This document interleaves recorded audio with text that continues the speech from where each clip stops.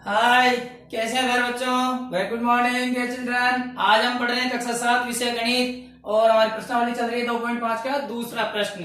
पिछली कक्षाओं में आपने पढ़ लिया होगा 1 रुपए में कितने पैसे होते हैं। बिल्कुल सही कहा आपने, 100। और 1 मीटर में कितने सेंटीमीटर होते हैं? 100। शाबाश। और 1 किलोमीटर में कितने मीटर होते हैं? 1000। ये याद नहीं है तो आप कर लेना दोबारा इनको, मेरे पास ज्यादा टाइम नहीं है। 1 किलोग्राम में कितने ग्राम होते हैं? 1000। ये आपको याद होना बहुत जरूरी है, उसके आधार पर ही प्रश्नावली 2.5 का दूसरा और तीसरा प्रश्न आप हल कर पाओगे। तो याद रखना, याद नहीं तो कर लेना। चौक कहाँ गई? अरे संजय चौक को पता नहीं कहाँ गिरा देता। देखिए प्यारे बच्चों, अब हमें करना दूसरे प्रश्न में कहा गया है 7 पैसों को रुपयों में बदलिए। 7 पैसों को किसमें बदलना? रुपये में। तो ये भी हमने पिछली कक्षा में पढ़ा था। अगर पैसे को रुपए में बदलते हैं तो 100 का भाग देते हैं, क्योंकि 1 रुपए में 100 पैसे होते हैं।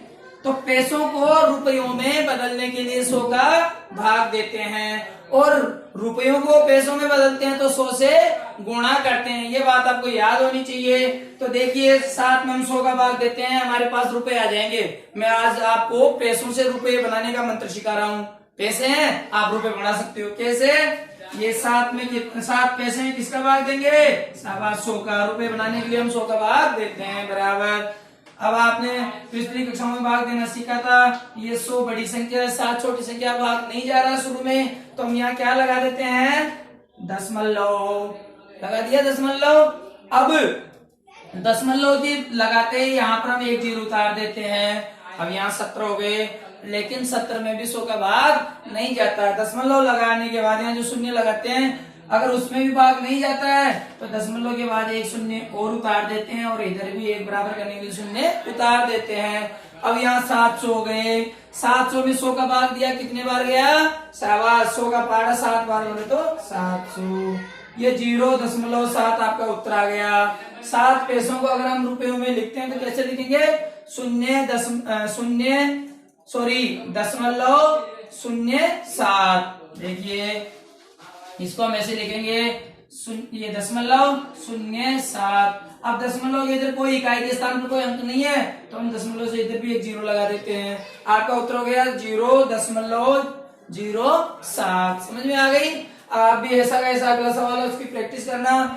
और मैं अब आपको एक बता रहा हूँ, इसी तरह का दूसरा सवाल है, तीसरा बताऊंगा। दूसरे के तो सारे सवाल आपको खुद को ही करना है। ऐसे ही तीसरे सवाल में कहा गया है, क्या कहा गया है? देखिए आप 5 सेंटीमीटर को मीटर में और किलोमीटर में बदलिए। 5 सेंटीमीटर, इसको किस में बदलोगे आप? मीटर में और किलोमीटर में। तो आपको पता है ये सेंटीमीटर को जब मीटर में बदलते हैं तो आपको पता है 1 मीटर में कितने सेंटीमीटर होते हैं? 100। इसलिए सेंटीमीटर को मीटर में बदलने के लिए 100 का भाग देते हैं। Very good, 5/100। अब भाग देने का तरीका आपको पता है। 5 में 100 का भाग देंगे तो नहीं जा रहा है, क्योंकि 100 बड़ी संख्या है, 5 छोटी है, तो यहाँ क्या लगाएंगे हम? दशमलव, और यहाँ उतार देंगे जीरो। क्या 50 में 100 का भाग जाता है? अभी भी भाग नहीं जा रहा है। तो पिछले सवाल की तरह ही हमारे ऊपर एक शून्य उतार लेंगे, यहाँ पर भी एक शून्य उतार देंगे। दिख रहा है आपको?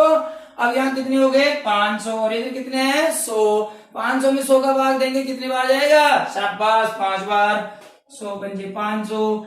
तो अब यहाँ 0.05 आपका उत्तर आया। दशमलव से पहले कोई इकाई के स्थान पर कोई अंक नहीं है, इसलिए यहाँ हम 0 उतार देंगे, और क्या हो जाएगा? 0.05। आपका उत्तर हो जाएगा। यहाँ लिख लीजिए 0.05।